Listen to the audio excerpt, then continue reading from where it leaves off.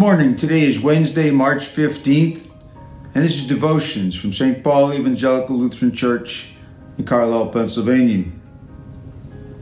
I'm going to take a passage today from John's Gospel where Jesus is teaching in the temple, and we're going to see if we can learn some lessons from Jesus' teaching. So this is from the 7th chapter of John's Gospel. About the middle of the festival of booths, Jesus went up into the temple and began to teach. The Jews were astonished at it, saying, "How does this man have such learning when he has never been taught?" Then Jesus answered them, "My teaching is not mine, but his who sent me. Anyone who resolves to do the will of God will know whether I am teaching from God or whether I am speaking on my own. Those who speak on their own seek their own glory, but the one who seeks the glory of him who sent him is true, and there is nothing false in him. Did not Moses give you the law? Yet none of you keeps the law. Why are you looking for an opportunity to kill me?" The crowd answered, "You have a demon. Who is trying to kill you?" Jesus answered them, "I performed one work, and all of you are astonished. Moses gave you circumcision. It is, of course, not Moses, but the patriarchs. And you circumcise a man on the Sabbath.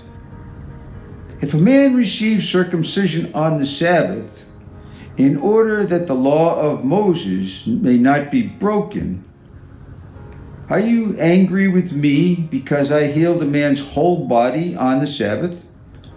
Do not judge by appearances, but judge by what is right." So Jesus is teaching in the temple. Now, he'd already performed some signs, some miracles, and so people knew him. In fact, he had told his brothers that he was not going to go to the Festival of Booths because people were looking for him. But he did go, and as Jesus was, he could not keep from teaching, and the people were amazed. Now think about that. You and I aren't amazed that Jesus could teach. We know Jesus as the Christ, as the Messiah. But the people at that time had seen one sign and were not yet sure that he was the Messiah. And so they were amazed that this man who had never been taught had such ability to teach. So we kind of have to ask ourselves, what was he teaching? And I suspect part of it was the law, but I suspect part of it was also the parts of the scripture that pointed to himself, to the Messiah coming. But then he asks him, "Why are you trying to kill me? You have the law, but you don't follow it." And they told him he was foolish, that nobody was trying to kill him. So he cited the miracle that he'd done. He healed on the Sabbath. And he brought an example from Moses. Now, if you remember back in the Old Testament, circumcision started with Abraham long before Moses. But Moses gave the law, and that's what Jesus is referring to. But depending upon what day a young male child is born, they're circumcised on the 8th day. And so if the 8th day is a Sabbath, they are circumcised on the Sabbath. And they do that to fulfill the law. So Jesus asks him, "Well, how come you can do that and I can't heal on the Sabbath? Is not what I do, healing a man's whole body, at least the same and not more than circumcision, and therefore according to the law?" And then he tells us, "Judge rightly." Now that's just a recap of what it said. But I think the lesson is The law is a good thing. It sets out standards which are right and true and according to God's interest, and we should try to follow them. Now, we know that that's not what's going to get us to salvation, but it's still the right thing to do. But the Pharisees and the people of that day tended to take that to an extreme and think, if we just follow the laws, and especially for the Pharisees, the laws, the way they interpreted them, then they would get their salvation. And so they were angry at Jesus because he saved a man, cured a man, healed a man on the Sabbath. I think one of the things Jesus is telling us is, yes, the law is a good thing, but you don't follow it. And more than that, rules are meant to be good things, but sometimes they conflict with what is a really good thing. In this case, Jesus healing a man on the Sabbath. And so we have to have right judgment in Jesus' words. Now, if we take that for our own case, we all like what we all like. But if we all act independently, what we like is going to conflict with what other people like, and there's going to be conflict. And we're going to have to make some provision. We're going to have to figure out some way to overcome this conflict, to resolve it. Now, in a legal standpoint, that's what we have courts for. But for the church, what are we going to do?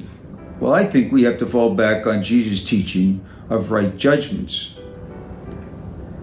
But I also think that's going to require that each one of us figure out how to be humble, how to be able to say, yes, you have a right to what you're doing, and I have a right to what I'm doing, and they conflict.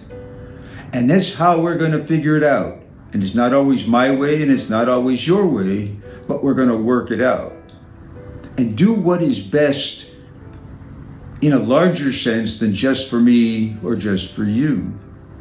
I think that's what Jesus is getting at. It's part of our idea of living together with Jesus' teachings. Now, as far as the Sabbath is concerned, Jesus made a big issue of the Sabbath. The Sabbath was made for man and not man for the Sabbath. The Sabbath is important. We are to take our day of rest. We are to think about all that God has done for us. But sometimes the Sabbath is the day that we have to help our neighbor. Sometimes the Sabbath is the day that we have something more important to do than sit around and rest. And it's not just the Sabbath. There's lots of times when there's conflict, and we have to make allowance for what other people want and need, and not just what we want and need. I think one of the hardest things in the world is to figure out what is true and right and always, and what is true and right but can be changed. How are we going to get better if we never change? Certainly the world we live in is far different from the world that Jesus was in when he walked these earth. And so lots of things have changed, and we have to figure out how to follow Jesus' teachings in today's world. And it's going to be different from the way they did it in Jesus' time when he was here on this earth. But that's what we're called to do, right judgments. And again, I think a big part of that means that we each have to be humble in our expectations of what we want, of what we need, of what's best for us. I hope you think about this. I think Jesus teaches us in so many ways. And this passage from John's Gospel is one way. I hope you can read this again, you'll think about it, and come to an understanding of what Jesus is trying to tell us. Thank you.